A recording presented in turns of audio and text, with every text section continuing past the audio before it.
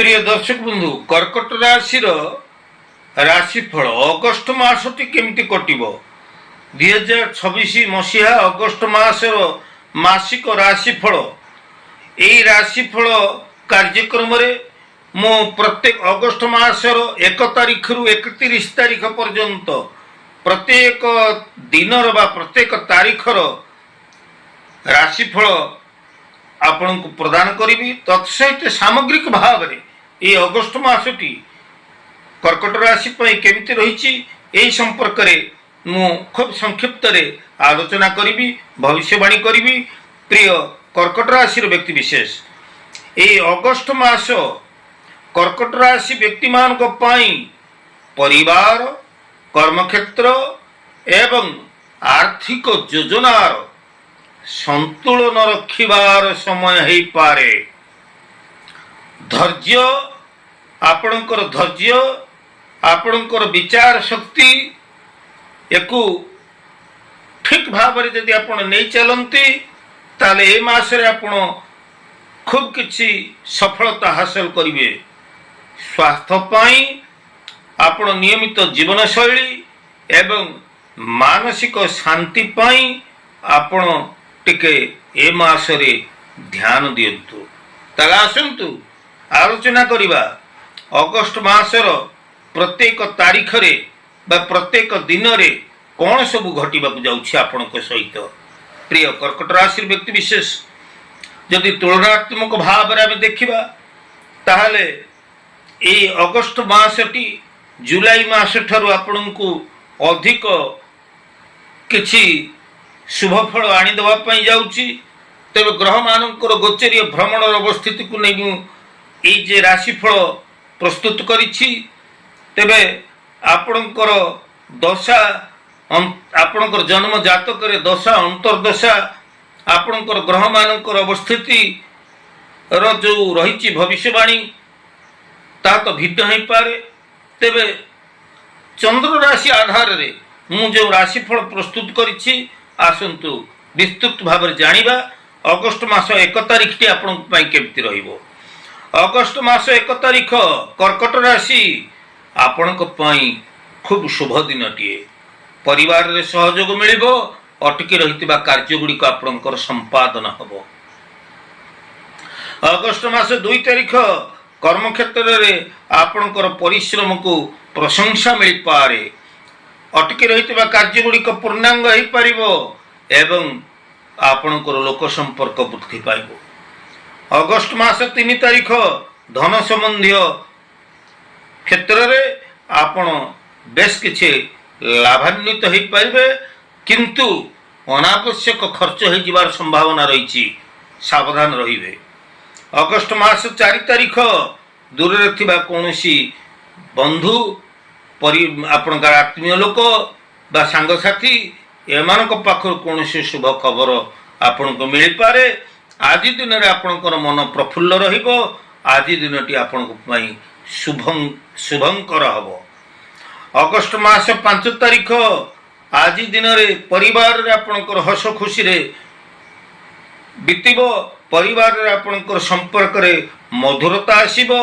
प्रेम दाम्पत्य क्षेत्र रे आपणकर मधुरता रहिबा सहित आपणकर जीवन साथीर भावना को आपण भल भाव रे सम्मान देई आपण निश्चित भाव रे परिवार सुख शांति को अनुभव करि परिबे। अगस्ट मास 6 तारिख व्यवसाय भाई भौणी मानक पई अत्यंत शुभ दिन। पुराना योजना गुड़िक जो गुड़िक थिला आपणकर पुराना दिनर काम गुड़िक जो गुड़िक थिला से गुड़िक आज पूर्ण होवार संभावना रही। दिनटी आपणकर शुभ मंगलमय अछि। अगस्ट मास 7 तारिख स्वास्थ्य को नहीं आपण सचेतन रहंतु। शरीर उपर आपणकर कोनोसी प्रकार टिके समस्या आसी पारे। तेबे अगस्ट मास 8 तारिख आपण आपणकर जो कार्य गुड़िक योजना करचंत मन भितरे से योजना गुड़िक आपणकर आज दिन में कार्यकारी हो पारिबो। दिनटी आपणकर मंगलमय हबो।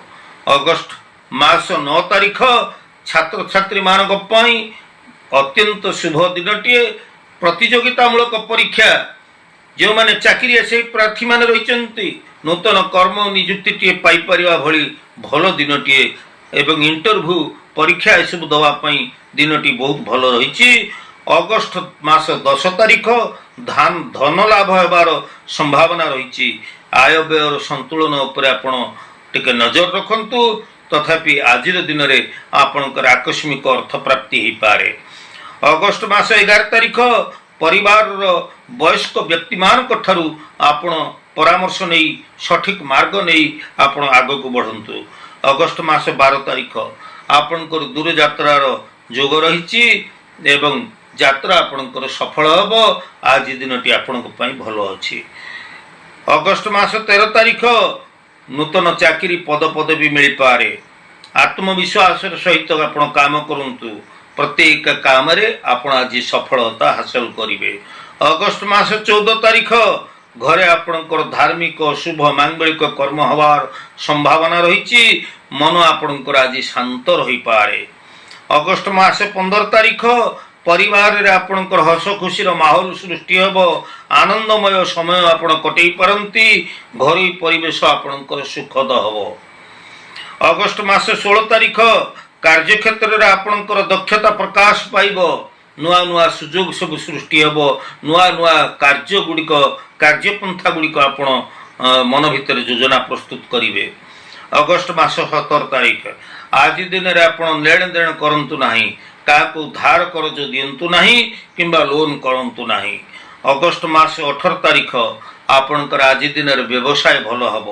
ହାତକୁ ଆପଣଙ୍କର କିଛି ଅର୍ଥ ଆସିବ। ନୂଆ ନୂଆ ଯୋଜନା ଉପରେ ଆପଣ କାର୍ଯ୍ୟ ଆରମ୍ଭ କରିଦେଇପାରନ୍ତି।